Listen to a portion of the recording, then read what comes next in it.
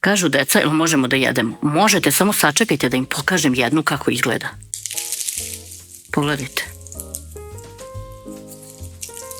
Uš. Vruće. Još uvek. Predivne. Priprema je ovde dosta jednostavna od samo par sastojaka i to nam je potrebno 800 grama mekog brašna. Dodajemo jednu kašičicu soli, pa sad sve to promešamo. Sipamo zatim 100 ml jogurta i 400 ml vode. Dodamo zatim 2 kašike ulja i sad sve varjačom mešamo. Sad kad se ovako povežu vlažni i suvi sastojci, da baš nema onako mnogo onih mokrih delova da nam se jako lepi sa ruke, skinemo višak sa varjače i nastavimo rukom da mesimo testo. Mesimo sve dok ne pokupimo sve iz ove posude i dok nam se sve lepo ne poveže. Sad kad smo dobili ovako testo, vadimo ga na radnu površinu. Na radnoj površini nastavljamo da mesimo testo. Klasičnim ovim potezima mešanja mesit ćemo testo 1 minut. Kada izmesimo testo, ostavimo ga ovako da odstoji 10 minuta. Posle 10 minuta testo opet premesimo. Nećemo ga dugo mesiti, samo još malo. I to bi bilo otprilike to.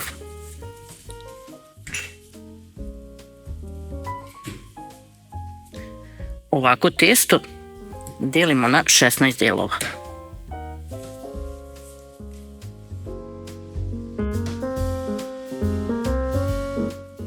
Od ovih većih odsecamo i dodajemo ovim manjim parčićima. Gledamo da su nam otprilike iste veličine. I sad svaki ovako oblikujemo u lopticu. Sve to možete da uradite u ruci i onda stavljam ovako na tacnu. Ukoliko radite sve na stolu, ne morate da stavljate na tacnu, nego slažite sve na jedan kraj stola. Pokrijem sad krpom i ostavim 5 minuta da odstoji, koliko je meni potrebno da sve ovo rasklonim i pripremim ostale sastojke. Ovde imam gustin ili skrobno brašno koje nam je potrebno za dalje razvlačenje i sad ovako možete da ga stavite malo na sto. Ovu jednu lopticu testa umočite i sad je ovako razvaljate. Ne pravimo velike krugove, nego tako male, nekih 10 cm.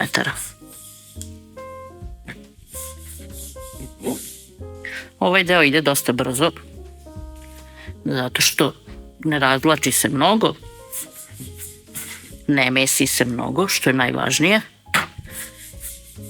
I ostavlja se samo po 5 minuta sve da odstoji.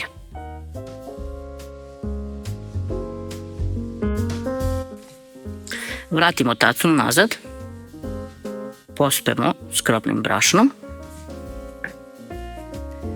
i sad ovako između stavljamo skrobno brašno, između ovih naših listića i spajamo po 4.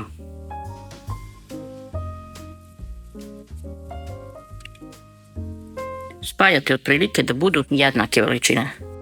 Znate, već manji na manje, veći na veće. Vidjet ćete posle kako će ovo da budu prelepi, tanki listići.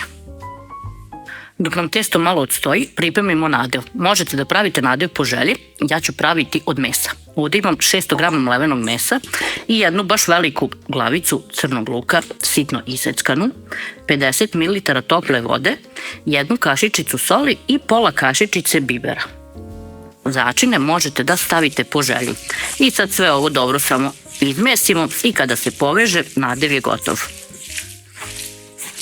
Kada pravim pitu sa gotovim korama, onda luk i meso prodinstam, a kada pravim sa ovim, tako reći, živim korama, onda pravim i sa živim mesom.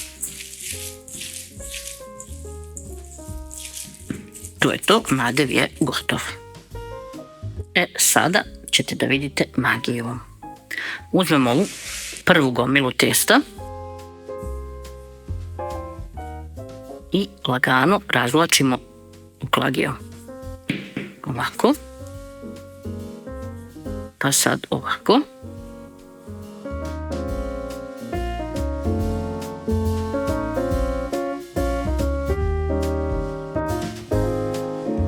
Da bi se ravnomerno razvlačilo, okrenete testo, pa nastavite.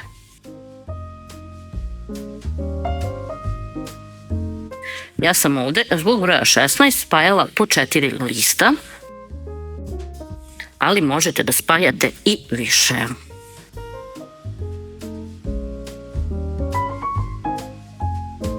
Opet stavim malo skrobnog brašna,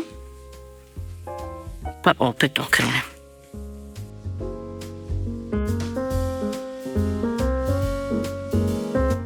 Sad ćete da vidite koliko tanki ovi listići ispadnu.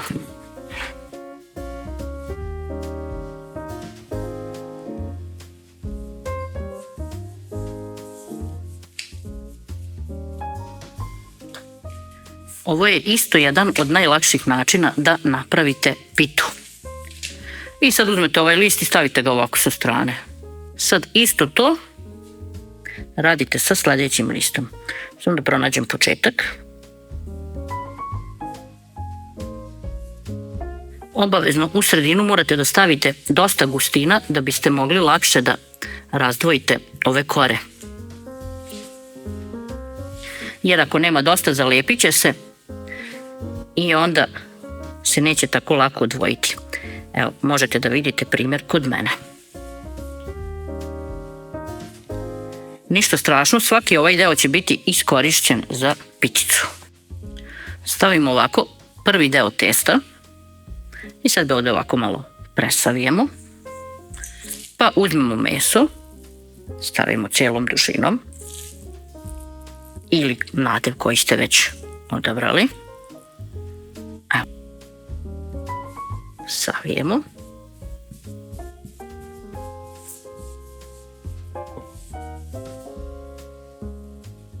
Oblikujemo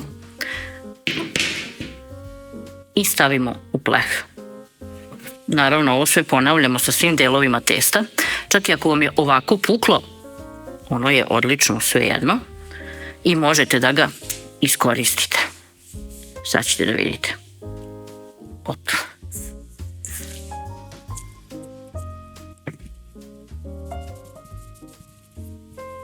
Ako imate neki višak ili neki deblji kraj, slobodno otkinite. Ova količina mesa koju ja koristim u ovom videu je dosta za 8 delova testa. To sam zaboravila reći. Preostalo ću puniti sa sirom. Za svačiji ukus po nešto. Uspem u jednu činio ulje i sad svaku ponaosob premažemo. Ove pite neće biti ni masne ni suve. Dobro ih puljite zato što ovdje ima dosta brašna i gustina za razvlačenje ovih kura koje smo iskoristili. I sad kad ih premažete, tek onda uključite rernu da se zagreje na 220 stepeni, bez ventilatora, bez ičega. I kad se zagreje, onda stavite da se peku. Tako. Sada ih ostavljam da odstoje dok se rerna zagreje. Za nadev od sira koristim feta sir i sveži sir. Dodala sam malo i kisele pavlake kako bi dobila na količini, a sada ću dodati 2 cijela jaja. Obavezno posoliti ukoliko sir nije slan i sve zajedno sjediniti. Dok sam napravila nadev, rerna se zagrela pa nosim pite da se peku. Nastavljam sa razvlačenjem preostala 2 dela testa. Sad ćemo ove nadenuti nadevom od sira.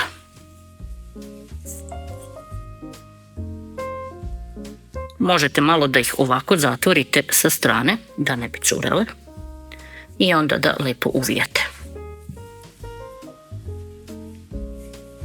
Stavimo i poslednju pitu, pa i njih premažemo uljem.